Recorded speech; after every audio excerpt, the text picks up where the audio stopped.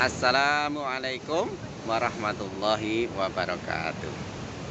Masya Allah, luar biasa ciptaan Allah nih, saudaraku. Saya sedang bertatahur alam di Pantai Bluluk, salah satu deretan pantai di Gunung Kidul. Ini memanfaatkan hari-hari akhir liburan dan kampanye sudah tidak begitu padat. Alhamdulillah, ini kita bisa bertatahur alam di pantai yang indah sekali ini, saudaraku. Mumpung masih suasana Syawal, saya mengucapkan taqabbalallahu minna wa minkum.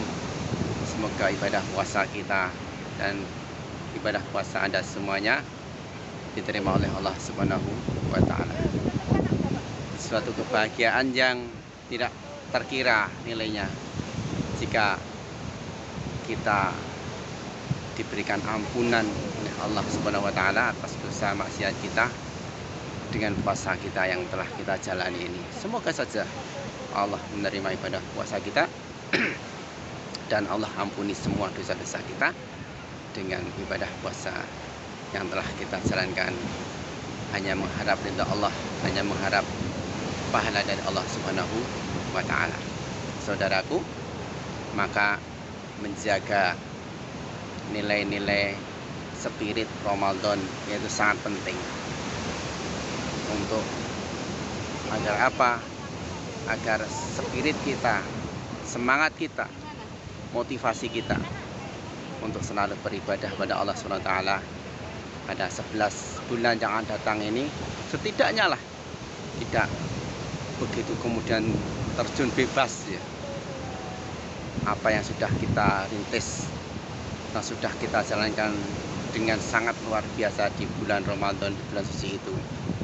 Tarawih setiap malam, sholat lail, i'tikaf, membaca Al-Quran, bahkan dengan izin Allah kita dimudahkan untuk menghatamkan 30 juz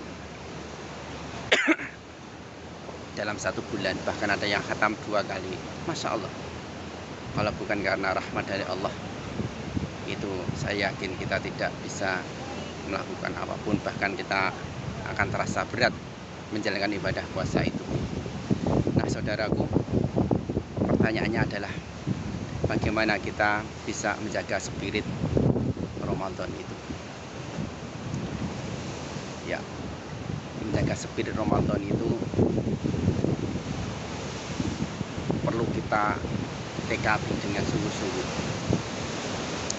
Jika kita kemarin bisa qiyamul lail ya 11 rakaat full 30 hari tanpa lowong, bahkan kita bisa mungkin beriktikaf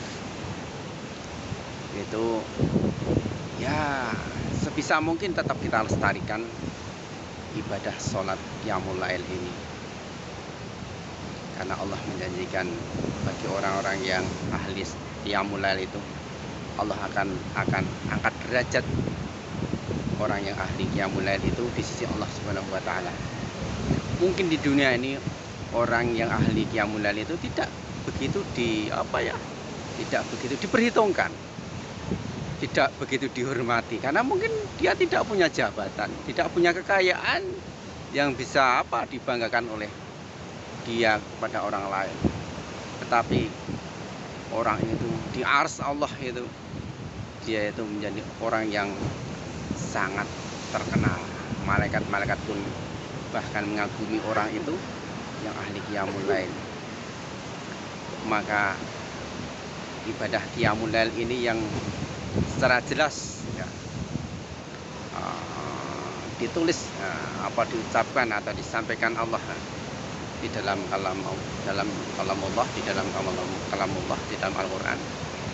Maka ibadah sholat yang utama ya, yang pahalanya besar itu setelah sholat wajib bersama di masjid ya, qiyamul lail itu. Nah, walaupun kita tidak bisa setiap malam ya qiyamul lail itu, kalaupun kita itu merasa khawatir kita tidak bisa bangun di sepertiga malam, maka tidak ada salahnya setelah sholat Isya kita pulang, kemudian kita melaksanakan qiyamul lail. Boleh saja. Atau bisa saja kita lakukan witir 3 rakaat dulu.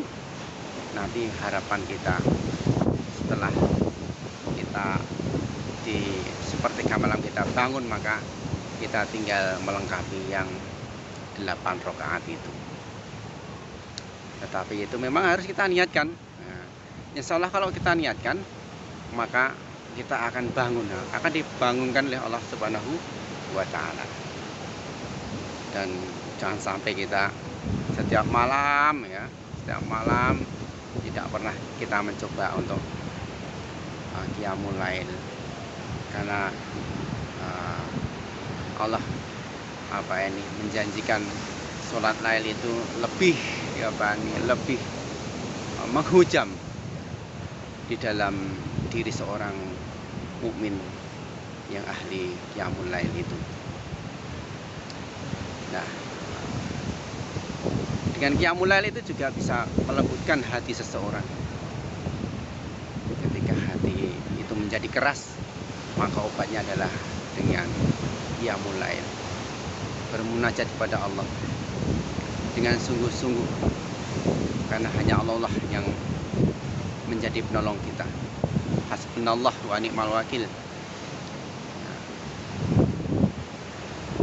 Maka Allah akan menjadi pelindung kita.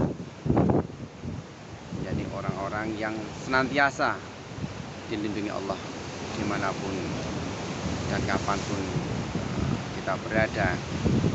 Insya Allah perlindungan Allah itu akan terus ada, sehingga kita tidak akan takut pada siapapun. Orang yang dekat dengan Allah itu tidak ada yang dia takutkan. Ya, hormat pada pimpinan, pada orang yang tua, yang punya jabatan boleh, ya memang harus dianjurkan. Tetapi takut kita hanya kepada Allah Subhanahu wa Ta'ala. Maka Allah juga memerintahkan kita agar apa? Agar kita itu bertakwa. Ittaqillaha haitsu ma kunta. Bertakwalah kepada Allah dimanapun engkau berada. Baik itu di keramaian, ketika banyak orang, kita takut untuk mencuri, ya. Kita takut untuk berkorupsi, bermaksiat. Itu wajar karena banyak orang yang melihat di keramaian. Jika diawasi, itu wajar. Tapi kalau ada orang yang takut mencuri, takut korupsi, ketika dia sendirian dan ada kesempatan, maka sesungguhnya dialah orang yang benar-benar bertakwa kepada Allah Subhanahu wa Ta'ala. Karena dia yakin, seyakin-yakinnya bahwa gerak-gerik dia, segala perbuatan dia yakin Allah akan selalu melihat, mencatat, dan besok di yaumil hisab pasti akan dibuka lembaran-lembaran catatan-catatan amal, baik yang buruk maupun yang baik, akan ditampakkan oleh orang itu. Dan bagi seorang mukmin itu yakin, hakul yakin akan bertemu dengan Allah dan akan dihisab. Ya, moga-moga Allah memudahkan di yaumil hisab, meniti di jembatan Sirat, memudahkan kita menjawab di alam barzah, dan juga mengabulkan cita-cita kita, yaitu surganya Allah Subhanahu wa Ta'ala, di mana kita akan bertemu dengan Nabi yang sangat kita rindukan, Nabi Muhammad SAW, di telaganya yang sudah ditunggu oleh Nabi itu, dan umatnya yang bertakwa yang akan meminum telaganya Rasulullah Muhammad SAW. Betapa luar biasa kebahagiaan sejati seorang mukmin ketika dia selamat meniti jembatan Sirat, kemudian memasuki surganya Allah Subhanahu wa Ta'ala. Yang pertama surganya Nabi Muhammad SAW yang setiap hari kita rindukan untuk bertemu dengan beliau. Dan satu nikmat, satu tambah nikmat yang tiada tara, tiada bandingnya adalah ketika Allah kemudian memberikan kesempatan para penghuni surga itu untuk langsung menatap wajahnya Allah. Masya Allah, menatap wajahnya Allah secara langsung, di mana di dunia ini tidak ada orang yang bisa melihat Allah. Maka di surganya lah kita, orang-orang mukmin, orang mutakin itulah yang diberikan kesempatan untuk melihat wajahnya Allah yang maha agung, yang maha kuasa, yang menciptakan diri kita, yang mengasihi kita, menyayangi kita, memberikan ampunan atas segala dosa maksiat yang telah kita jalani. Masya Allah, sungguh suatu karunia yang tiada tara ketika hamba itu kemudian diselamatkan dari dahsyatnya api neraka. Dan dengan rahmatnya Allah sajalah kita akan dimasukkan ke dalam surganya. Kalau amal ibadah kita ini tidak akan bisa ditukar dengan nikmatnya surga, itu nggak bisa. Seberapapun besar amal ibadah kita itu nggak bisa akan ditukar dengan nikmatnya surga yang tiada batas nikmatnya itu.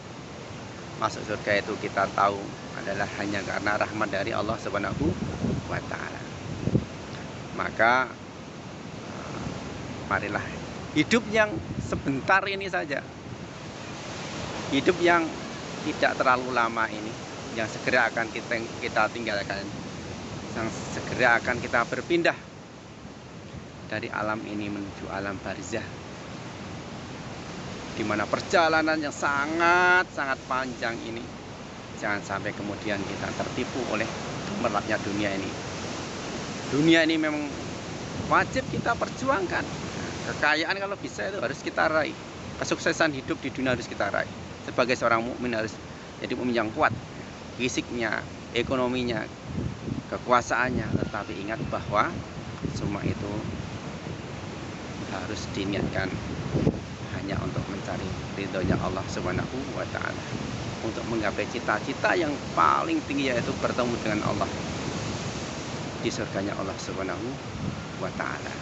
Semoga Allah masih memperkenankan kita untuk bertemu di bulan suci Ramadan di tahun berikutnya. Sungguh kita telah ditinggalkan kekasih kita, tamu kita yang kita rindu-rindukan kemarin telah meninggalkan kita. Tetapi jangan sampai spirit Ramadan ini kemudian amblas ditelan gemerlapnya dunia, ditelan oleh kealpaan kita, kesenangan kita, sehingga kita melupakan spirit Ramadan, gembelengan Ramadan itu. Demikian, semoga ada manfaatnya saudaraku. Billahi taufik wal hidayah. Assalamualaikum warahmatullahi wabarakatuh.